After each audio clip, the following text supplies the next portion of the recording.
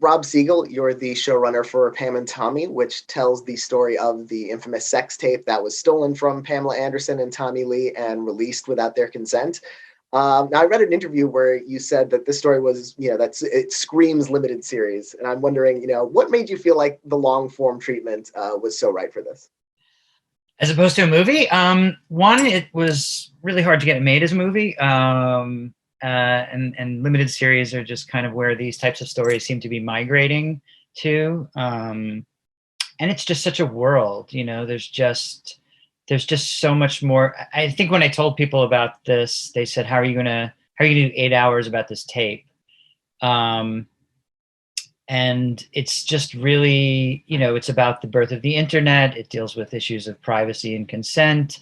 You could make a case that our modern world, I don't want to say this was the birth of our modern era, but if you accept the premise that, say, Kim Kardashian and Jeff Bezos are the two defining figures of our moment, which you could make a case, that all kind of can be traced back to this tape, so it was a lens through which you can tell just a much, much bigger story. And I don't know that a 2-hour series, a 2-hour movie would have kind of given you the canvas that I thought it deserved. And it's based on a Rolling Stone article. So in expanding it to 8 episodes, what extra research and preparation and thought went into it? Well, we read everything we could. There's Tommy Lee's autobiography, Tommyland. There's the Motley Crue biography, The Dirt. We read watched every interview we could possibly with all of our main characters. We had access to some of the source material for the article. The writer of the article for Rolling Stone gave us access to all of her interviews. We had interviews with Rand, court transcripts. We did as deep a dive as we could.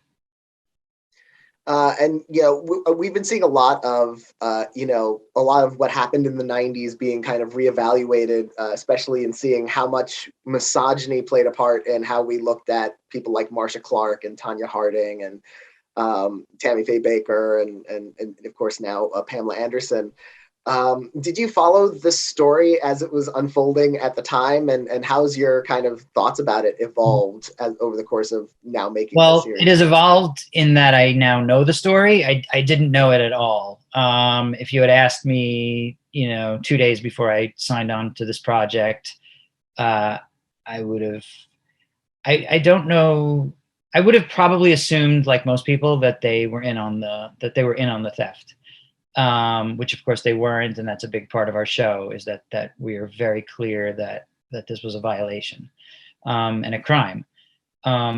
So no, I didn't know that. I just kind of knew what most people did, which is, now looking back, all the tapes, kind of the high profile sex tapes that followed this, Kim Kardashian and Paris Hilton, could be seen as kind of career moves.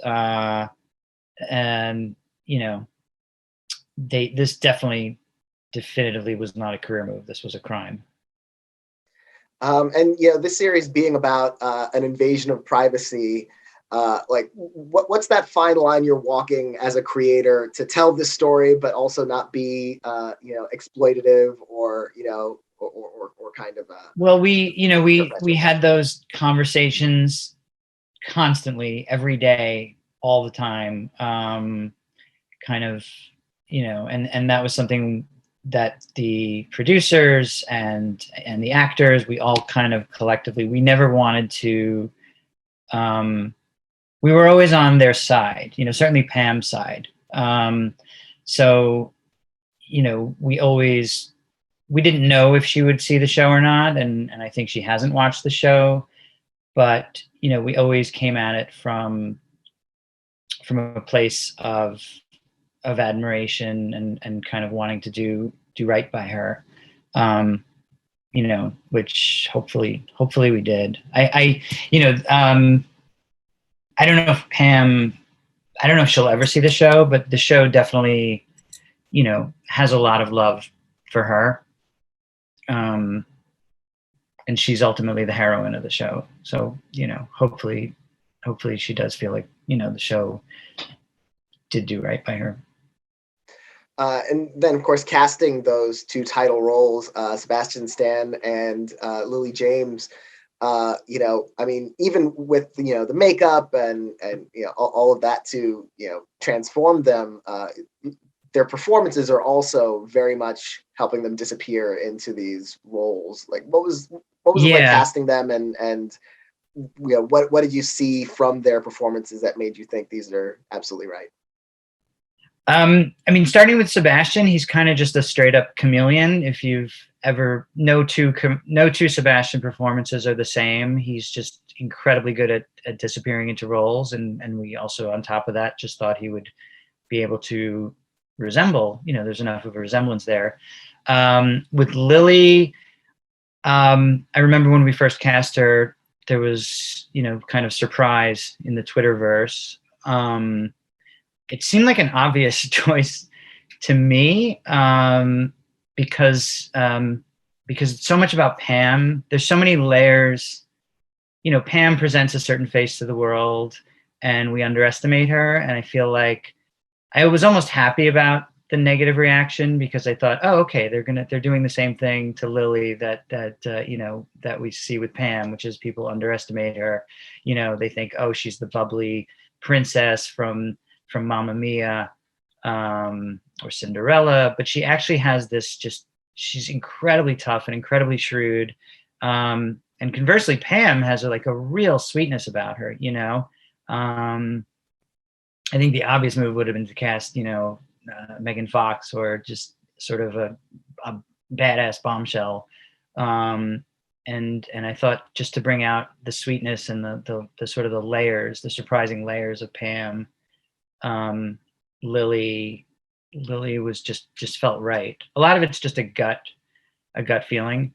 And she just really, really wanted it. You could just feel when we talked to her and met with her about it, that she was, we knew this was going to be a really demanding, that there would be, we didn't know exactly how long, but, 4 to 5 hours in the makeup chair. It was an exhausting, really exhausting. She worked while we were all asleep. She was in the makeup trailer, and I don't think you could do that for, 4 months straight without a break, unless you really, really want it. And she certainly did.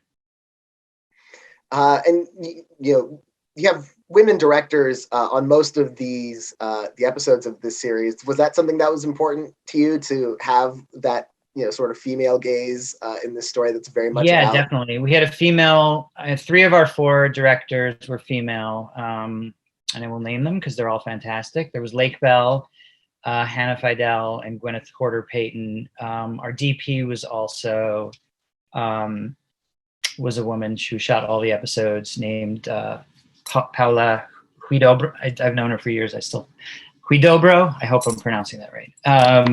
She also just shot Coda, so shout out to her for that. Definitely. I mean the female.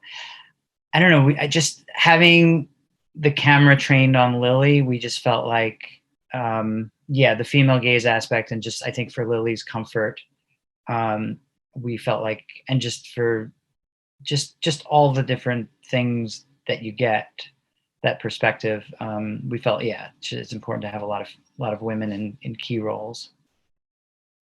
And I have to ask about that prosthetic, the talking penis. Which one are you? The talking penis prosthetic, voiced by Jason Mantzoukas. Where did that idea come from, and what did Hulu think when that was originally pitched? By the way, we are planning a really aggressive, vigorous awards campaign. There's apparently a category for voice work in. I forget the exact, some voice category that he best character voiceover, I would assume, would be his character. Yes, there will be billboards. Hopefully. Sorry, what was the question? No, I'm just wondering where what the was idea came from, and like the idea. I wish I could claim credit. That was an adaptation of Tommyland. In Tommy's autobiography, his penis is sort of a character. He has these dialogues back and forth, and I would like to think Tommy probably does that.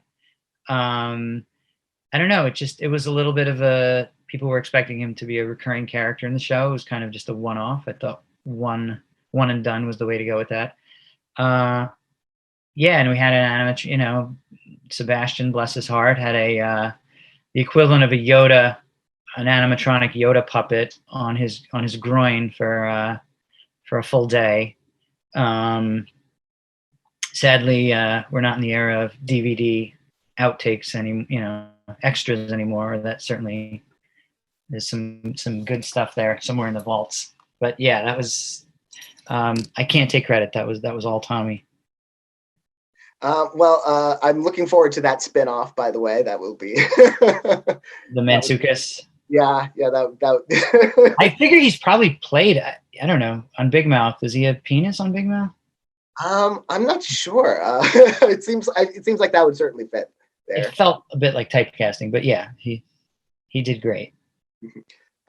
Congratulations on the show and your work and everyone's work on it. And it's been a pleasure talking with you about it. Yeah, you too. Thank you.